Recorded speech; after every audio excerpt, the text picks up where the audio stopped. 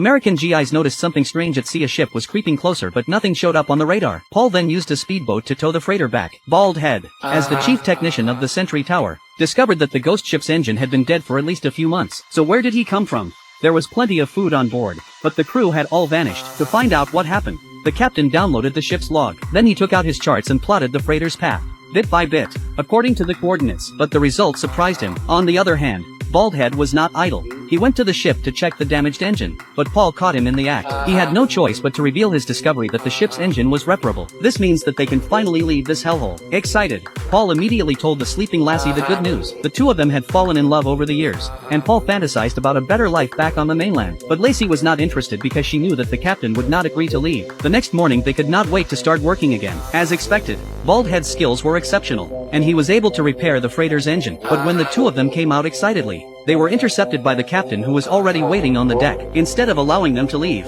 he ordered Baldy to dismantle all the parts, because no one could leave their posts until their replacements arrived. But they had already served their 2-year term. If they don't dare to leave before the next storm, the ship will be swept away by the tsunami, leaving them little time. While the two men were discussing whether or not to stage a mutiny, the captain appeared in front of them with Lacey. After careful consideration, he decided to split the troops into two. The platform needs at least 2 people to be able to operate, so the captain asked Paul and Ball to go back to look for help, and volunteered to stay behind. Lacey accompanied himself to continue to wait for a replacement soldier.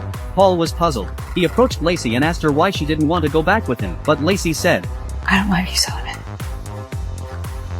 If that's what you want to hear. You're a human necessity." Paul was speechless and left sadly. But while the two were packing their bags, the piercing siren sounded once again from the guard tower. The radar had picked up another unidentified ship.